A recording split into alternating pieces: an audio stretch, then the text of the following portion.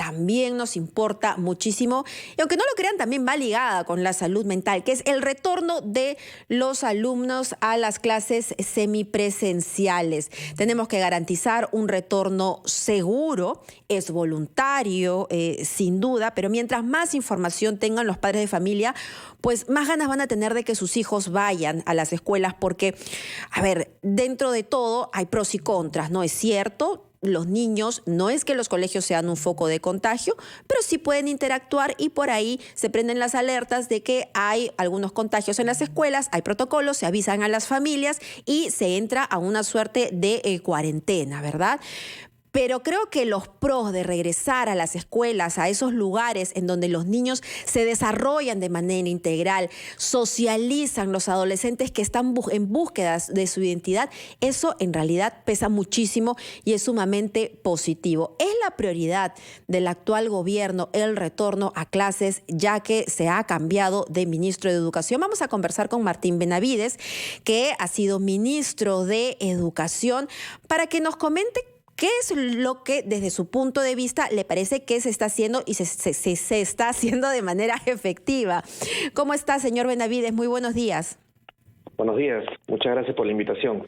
Un placer. A ver, sí nos preocupa el hecho de que en poco tiempo, y justo cuando ya conocíamos este plan de emergencia que, nos garantizaba un pronto retorno, por lo menos, a la semipresencialidad, se haya cambiado de ministro, ¿no? No tenemos idea de cuáles han sido los motivos, pero sí nos gustaría que se garantice en todo caso que se cumpla con ese plan. ¿Cómo usted evalúa la situación?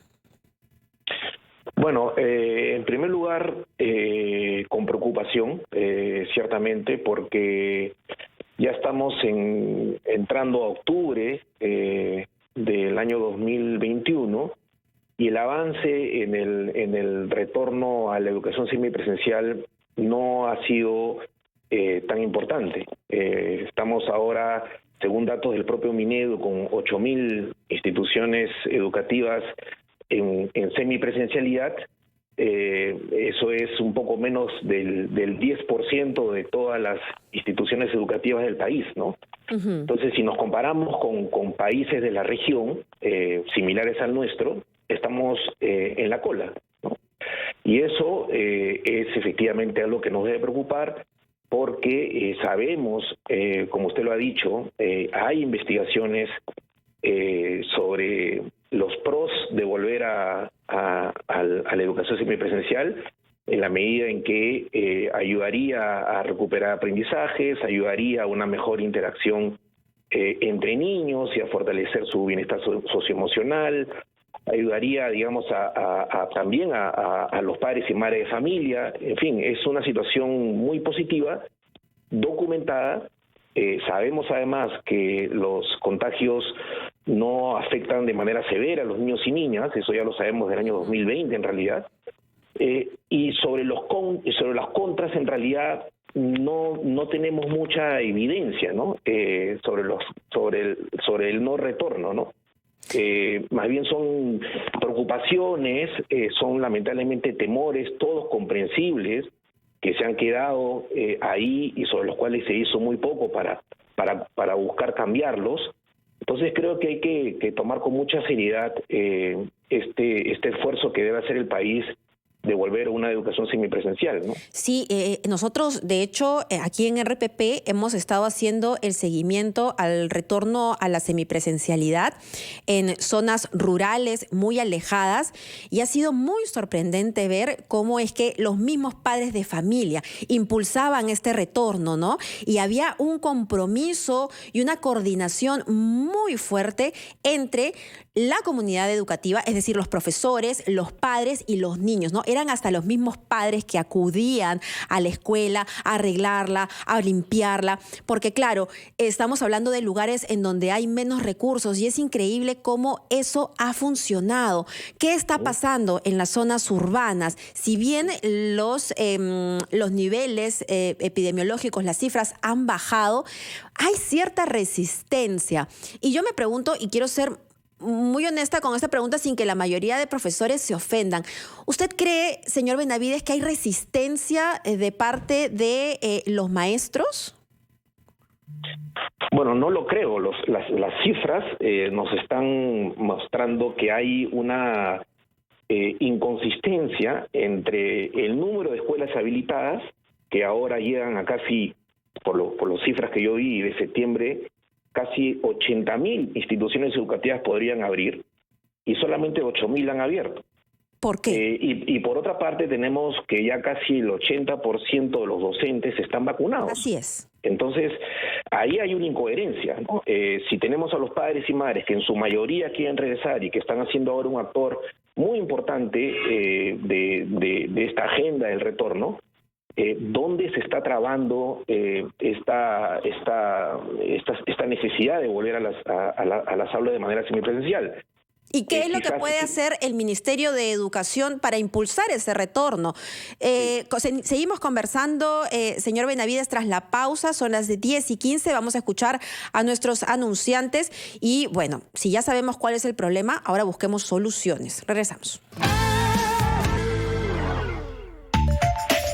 Retos de la educación en tiempos de pandemia.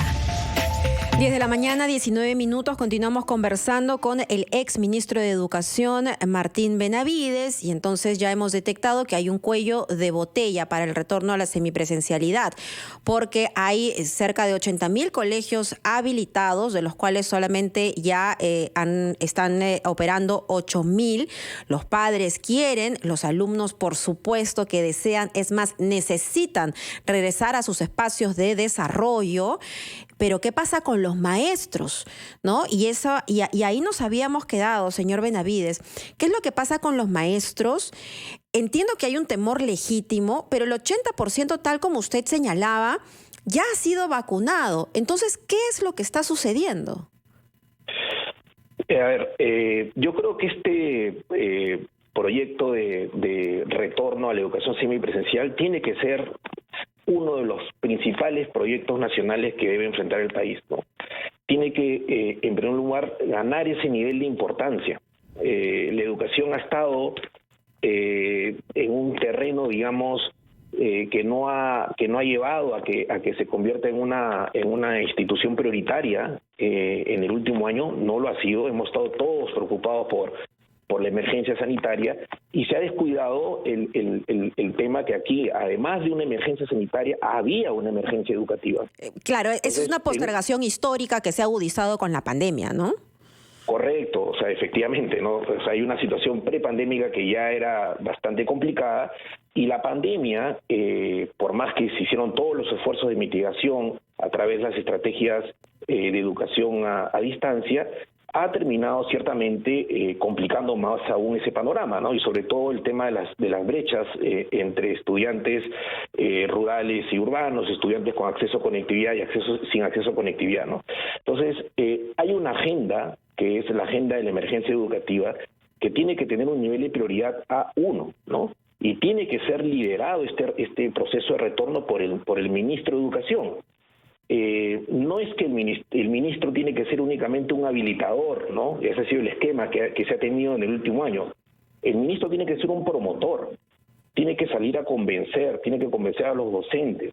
Ahí donde ya los docentes se están vacunados, hay que buscar otras estrategias. No puede ser, digamos, que hay una resistencia, a pesar de que están las condiciones sanitarias, incluyendo la vacunación, ¿no? Para el retorno.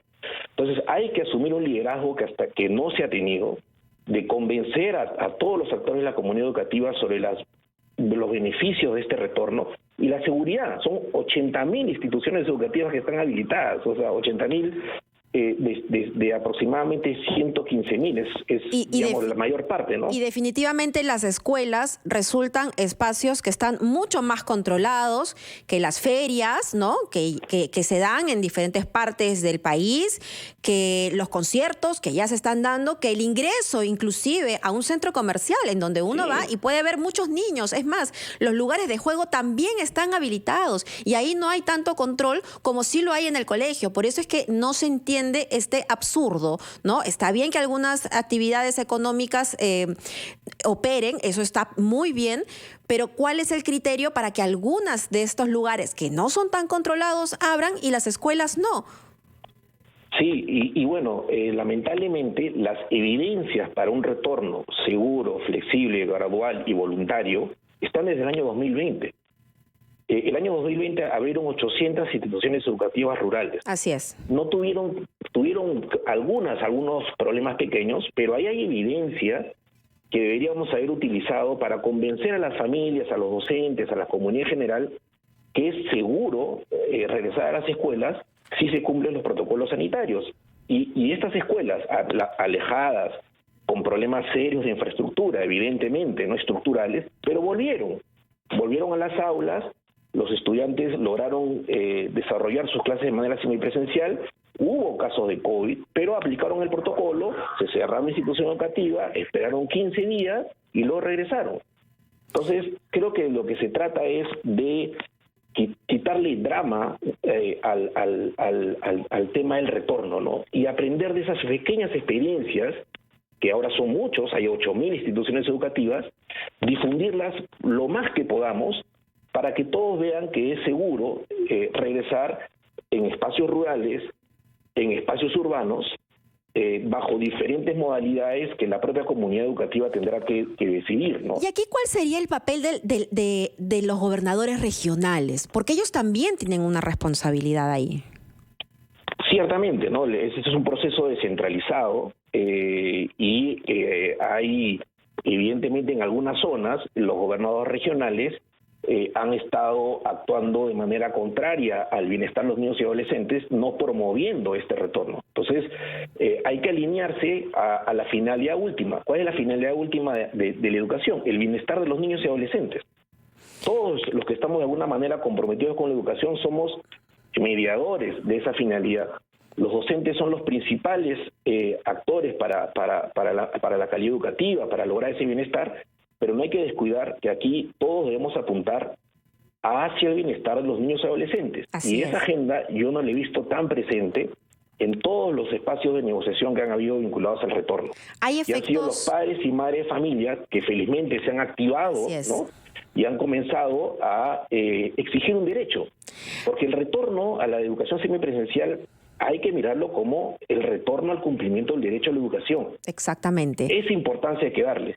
Y me parece que no están viendo o no quieren ver o no les conviene a las autoridades ver cuál es el efecto fatal que habría a mediano y a largo plazo, porque estamos hablando de niños que lamentablemente se vieron excluidos y que todavía no sabemos si van a regresar al sistema de educación, lo que significa que es pérdida de capital humano, lo que significa es que van a continuar en ese círculo de pobreza y esto a largo plazo es una carga social sin duda. Niñas que posiblemente tengan que dedicarse ya a sus hogares y no regresen a las escuelas y no puedan cumplir con sus expectativas de vida, ¿no? Además de toda una generación de niños afectados con trastornos mentales, porque los especialistas también lo dicen. Cada vez más niños y adolescentes tienen problemas psicológicos y psiquiátricos. Bueno, y al mismo tiempo no estamos aprovechando las oportunidades que en este contexto evidentemente negativo, como ha sido mencionado, también nos ha dejado la pandemia. La pandemia nos ha obligado a hacer una transición muy rápida hacia una educación digital y tenemos ahora la oportunidad de seguir fortaleciendo eso, pero en un contexto de una educación híbrida, ¿no? Que ayude estas competencias digitales a cerrar la brecha de aprendizaje, ayude a transitar de una situación de emergencia a una situación de normalidad, ¿no? Todo ese componente de fortalecimiento de la educación digital también tiene que ser parte del retorno. O sea, no solamente es el retorno a la educación semipresencial, sino también el fortalecimiento de la educación digital para poder tener una educación semipresencial de calidad.